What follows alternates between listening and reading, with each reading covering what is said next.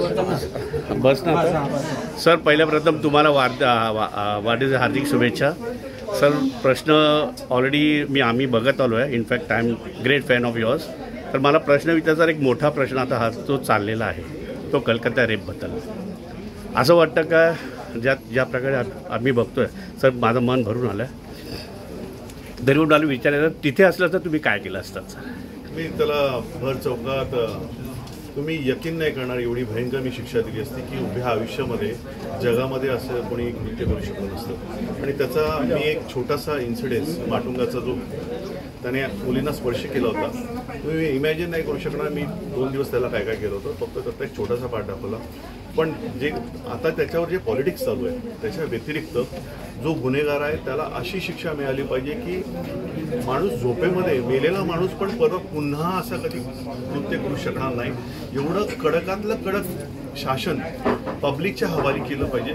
भर चौकात त्याला थोडं थोडं रोज मरण दिलं गेलं पाहिजे. आणि जर माझ्या हातात जर ते सिस्टम असतं तर प्रत्येक बहिणीने प्राऊड फील केलं असतं. अशी मी त्याला शिक्षा दिली असते. मी त्यावेळी कायदा सुव्यवस्था हा नंतरचा विषय झाला. जागेवर त्यांना ती शिक्षा अशी दिली पाहिजे की प्रत्येक महिलेला पुन्हा उभ्या आयुष्यात जो कोणी असा कृत्य करेल तो 100 नाही 1000 वेळा लाख वेळा विचार करेल की मी उभ्या आयुष्यात असं कधी केलं नाही पाहिजे. सर आणखीन एक व्हॉट्सअपवर चालत होतं की आम्हाला कोणी कॅन्डल पकडायचं शिकवलं. आम्हाला कोणी हे प्रकारे कॅन्डल पकड ज्या पूर्वीच्या महिला होत्या ज्या मर्दानी बोलतात तेव्हा शस्त्र होतं तर कॅन्डलच्या वेळी शस्त्र पकडायला पाहिजे ती आत्ताची आहे म्हणजे गरज आहे. त्याबद्दल तुम्ही काय बोलाल? सिस्टमचं फेलियर आहे. कॅन्डल पकडायला लागणं ही सिस्टमचं फेलियर आहे. जर सिस्टम जर मजबूत असतं सरकार कोणतंही असू दे कडक शासन सरकार कोणतं जरी असलं तरी जो असे कृत्य करतो अशा विकृताला किंवा ह्यांच्या हा जो बलात्कार हा अतिशय एवढा भयानक प्रकार आहे आणि ज्या पद्धतीने त्याच्या न्यूज ज्या चाललेल्या आहेत त्याच्यानंतर त्याला माफी मिळालीच नाही पाहिजे. कॅन्डल जर कोणाकडे येत असेल तर ती सरकारची जबाबदारी आणि ती पार पाडली पाहिजे. माझा एक प्रश्न आहे की हे सगळं करताना तुम्हाला गँगस्टरची धमकी आली का? थोडं राजकीय दबाव आला? कोणते गँगस्टर? त्यांची जमानत नाही कोणाला. राजकीय दबाव आम्ही लेट गो करतो. माझ्या पक्षाकडनं तर कधीच नाही. उद्धव साहेबांनी कधीच तो असा कोणताच प्रकार झाला नाही. आदरणीय उद्धव साहेब नेहमी पाठीशी राहिले आणि सर्वात महत्त्वाचं म्हणजे माझं बॅकबोन खंबीरपणे निस्वार्थी भावनेने जर कोण माझ्या पाठी खंबीरपणे उभे असतील तर हर्षलजी प्रधानसाहेब आहेत तिथे. मी अगदी फॅक्ट सांगतोय. आणि इवन आदरणीय शिवसेना पक्षप्रमुख ज्यावेळी आदरणीय उद्धवजी साहेब ज्यावेळी मुख्यमंत्री होते त्यावेळी मी बरेच विषय हाताळले आणि त्यांनी मला गोहेड दिलं होतं. कधी त्यांनी मला थांबवलं नाही. कारण याची शिकवणच मला बाळासाहेबांचं शिवसैनिक म्हणून ज्यावेळी मी शिवसेना भवनामध्ये ह्या सगळ्या विषयी जनता दरबार घेतो तर त्यांचे आशीर्वाद आदित्य साहेबांचे मार्गदर्शन आहे. संपूर्ण कुटुंब माझ्या पाठीशी आहे आणि या भावनेमुळे मी शिवसेना भवनात जनता दरबार घेतो आणि हे विषय मार्गी लावतो.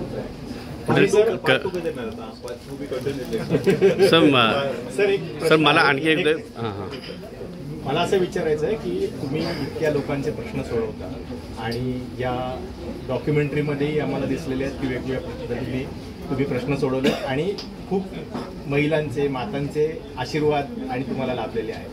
तर शिवसेना पक्षप्रमुखांनी एखाद्या तुम्ही केलेल्या घटनेबद्दल किंवा एखाद्या चांगल्या गोष्टीबद्दल तुमची पाठ थोपटली आहे अशी काही तुमची आठवण आहे? बरेच वेळ मी सांगतो किस्सा सांगतो तुम्हाला. चांगला प्रश्न विचारलाय. साहेब मुख्यमंत्री होते आणि त्यावेळेला उद्धव साहेबांनी आवर्जून नितीनजींना एकदा बोलवलं. तर नितीनजी म्हणाले साहेब काय झालं? काही काम आहे का? काही झालंय का? म्हणजे नाही मला भेटायला येईल. तर ते गेले त्यांच्या टीम बरोबर गेले. हनीबाई वगैरे सगळे होते आणि त्यांनी त्यावेळेचे चीफ सेक्रेटरी जे होते अजय मेहता त्यांना बोलावून घेतलं विशेषतः आणि त्या वर्षाच्या त्यांच्या केबिनमध्ये ते बसले होते मुख्यमंत्री कार्यालयात आणि त्यांनी ओळख करून दिली कि आप इनको पहचानते हो क्या? तो ते अजय मेहता ऐसे बघायला लागले एकदम. हाँ वो सोशल मीडिया पे हाँ ये वही है, ये मेरा वो शिवसैनिक है जो आज भी लोगों को उसी तरह से पीटता है और मुझे इसके काम की हमेशा बहुत प्रशंसा करनी पड़ती है और कभी तो इसको रोकना भी पड़ता है कि भाई अभी जाने दे. मैं एवढं कौतुक त्यांनी आवर्जून पाठथोपटली केलं. त्यामुळे नितीनजींचं काम हे सगळ्यांनाच एक इन्स्पिरेशन असतं. त्यांची कॉपी करायला पण खूप लोक प्रयत्न करतात पण ते त्यांना जमत नाही. आणि लोक जे आहेत जे त्यांच्या समस्या कुठे सुटल्या जातील, कुठे सोडवल्या जातील, तर ते नितीनजींकडे हे माहिती असल्यामुळे त्यांच्याकडे. Sir coming back to Maharashtra, आता हे जो तुम्ही डॉक्युमेंटरी बनवत, मला वाटतं ज्या पद्धतीने साहेब आहेत ते खूप छोटं मला वाटलं, काही खूप छोटी माहिती मिळाली. तर तुम्ही रॉबिनहूड जो पिक्चर बनवत आहे, तर why don't make a movie on हिम?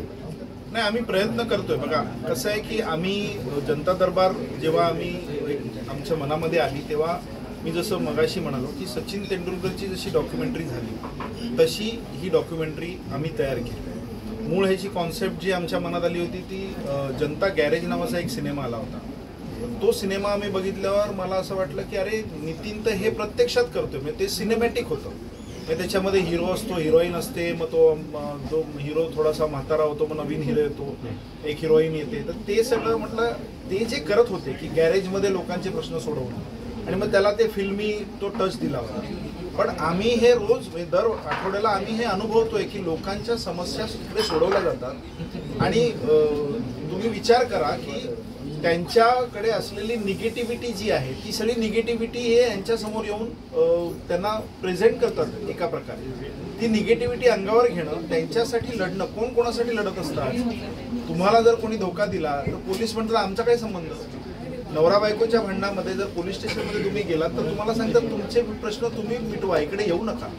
कुठे जाणार हे लोक? आणि ह्या समस्या घेऊन जेव्हा लोक त्यांच्याकडे येतात तेव्हा त्या समस्या आपल्या आहेत, ह्या आपल्या कुटुंबाचा भाग आहे असं समजून त्या समस्या हे सोडवतात. म्हणजे ही छोटी गोष्ट नाही आहे. ह्याच्यावर सिनेमा डेफिनेटली आमची इच्छा आहे की ह्याच्यावर सिनेमा आम्ही जरूर प्रयत्न करू. डॉक्युमेंटरीला आम्ही एक डॉक्युमेंटरी काय काढली, आम्हाला 18 पारितोषिक मिळाली. म्हणजे आमच्या ध्यानीमनी पण नव्हतं की ह्याला पारितोषिक पण मिळेल. कारण बरेचदा आम्ही जेव्हा हा सिनेमा झाल्यावर काही निर्मात्यांशी बोललो, जे काही वेगवेगळे चित्रपट क्षेत्रातले जे दिग्गज आहेत त्यांच्याशी बोललो, तेव्हा ते म्हणाले अरे तू हे कसं काय चालणार आहे, ह्याला कसं तू प्रमोट करणार? म्हटलं मी तर सत्य परिस्थिती दाखवतोय, मी जे दाखवलं ते सत्य आहे आणि हे आजही होतं आहे. नाही म्हणे बघ ह्याच्यामध्ये प्रॉब्लेम्स येऊ शकतात. म्हटलं प्रॉब्लेम्स हे तर आमच्या आयुष्याला पुजलेलंच आहे, त्यामध्ये आम्ही काही प्रॉब्लेम्सना घाबरत नाही. त्याच्यामुळे निश्चितपणे पुढे जाऊन नितीन जे करतो आहे त्याच्यामध्ये नितीनजींचं 70 mm वर सिनेमा व्हावा अशी आमची इच्छा आहे आणि लवकरच आम्ही पूर्ण. उद्या जर सिनेमा आला तर नितीनजीचा रोल कोण मॉडेल असेल? स्वतः कोण रोल? तेच मी म्हणतोय, नितीनजी स्वतःच त्यांचा रोल करते. वहिनींना विचारा हिरोईन कोण असेल. मला एक प्रश्न होता वेगळा आहे. सगळ्या गोष्टी बाकीच्या गोष्टी झाली, पण तुमचा लुक जो आहे तो खूप युनिक आहे आणि दाढी एस्पेशली दाढीची वगैरे काळजी कशी घेतात आणि लुक नाही असं काही विशेष अशी मी काळजी घेत नाही, पण थोडा आम्ही स्पिरिच्युअलमध्ये बिलीव्ह करतो आणि मला असं वाटतं की कुठे ना कुठेतरी आपल्याला ब्लेसिंग्स आहे आणि हा दाढी म्हणजे मला एक वेगळी ऊर्जा मिळते. आता जी छोटी दाढी ठेवणाऱ्यांनी तर गद्दारी केली, पण माझ्या मोठ्या दाढीमध्ये कुठेतरी काहीतरी वारसा आहे, प्रामाणिकपणा आहे, त्याच्यामुळे निष्ठा आहे. त्याच्यामुळे हे कळणं फार दाढीवाला निष्ठावान असतो हे उदाहरण आहे. लोकांचे प्रश्न सोडवता स्वतःच्या घरातील कसे प्रश्न सोडवता? नाही, घरात नाही कसं असतं की घरात होम मिनिस्टर एकच असतो, इथे आपण बोलायचं नसतं, इथे आपण फक्त ऐकायचं असतं. ते जर आपण ऐकलं की मग बाहेर तुम्हाला जाता येईल ते मी करतो. Sir Nandgaon fire brand Nandgaonkar, मी असं सांगू शकतो फायर ब्रँड. सर तुमची जी टीम असते फक्त दिसताना मला एजाज तुम्ही आणि ते हे खोचर साहेब दिसतात, तर मागे किती असतं कारण किंवा काय तुम्ही 3-man शो आहात का आणि त्याच्यावर तुम्ही आहात? मागे असंख्य मला हात असतात, ते तुम्हाला दिसत नसतात. तुम्हाला ओळख करून द्यायचं, आरोग्य विभाग सांभाळणारे ते मिलिंद जे आहेत, महिलांचे विषय असतील तर तिथे शिल्पाजी आहेत, गौरवजी आहेत ते सरकार विषयाचे विषय असतात ते गौरवजी करत असतात. त्याच्यानंतर संतोषजी आहेत ते जेवढे पण माझे पेपरवर्क आहेत ते संतोष, म्हणजे एवढे मला हात लागले. ते स्वप्नील जे आहेत, विलास आहे, तो जर मला एखादी इन्फॉर्मेशन पक्की पाहिजे असेल कुठे काय घडतंय, विलास हा वेगळ्याच पद्धतीचा माणूस आहे, आवलिया तोही आहे. आणि सर्वात महत्त्वाचं म्हणजे कौतुक करण्यासारखं काय आहे की इजाज खान जर माझी आता सोबती, मला माहीत नसतं मी कधी कोणाला काय मारणार आहे. एखादा अन्याय झाला हा व्हिडिओ घेऊन तयारच असतो आणि जे काय होतं ते लाईव्ह होतं. मला माहीत नाही याच्यातनं चांगलं निष्पन्न होणार आहे, वाईट निष्पन्न होणार आहे, किंवा जर मी कुठेतरी एअरपोर्टला गेलो आहे 500 जणांना मी भेटतोय मला ती एक शक्ती मिळते, हा तिथे व्हिडिओ घेऊन असतो तुमच्यापर्यंत पोहोचवतो.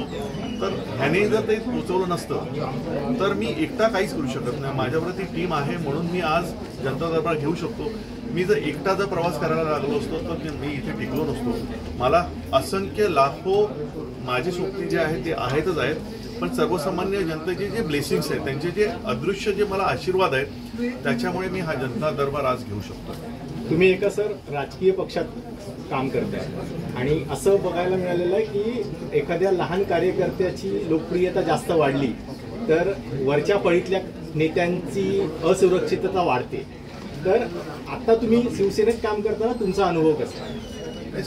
शिवसेना हा एक महासागर आहे आणि महासागरामध्ये ज्यावेळी तुम्ही एकदा उडी मारता समुद्रामध्ये तुम्हाला पठ्ठ्याचं होणारा व्हावं लागतं. मी समुद्रामध्ये आता मी असा पोहतोय की जिथे जिथे जेवढे पण हडस येतील ते त्या समुद्रामध्ये पोहून मी तरबेज होणारच आहे. पण शिवसेनाच्या या महासागरामध्ये अशा गोष्टी मी अनुभवत नाही. मला सर्वांची साथ मिळते, सर्व नेत्यांची साथ मिळते, सर्व, कारण जनता दरबार हा शिवसेना भवनामध्ये होतं. त्याच्यामुळे उद्धव साहेबांचे आशीर्वाद आणि आदित्य साहेबांचे मार्गदर्शन याच्यामुळे मला अशी कोणतीच अडचण येत नाही. शिवसेनेमध्ये मला अशा कोणत्याही प्रकारची थँक्यू. नितीनजी, प्रश्न सोडवताय सगळ्यांची व्यक्तिगत पातळीवर, विधिमंडळात जाऊन सर्व राज्याचे प्रश्न सोडवण्यासाठी भविष्यात मला अशीच कामं करत राहायचे. जी मी कामं आज इथे करतोय ते अविरतपणे मला असंच करत राहायचंय. मग सर्वसामान्य माणूस जाईल पुढे. धन्यवाद.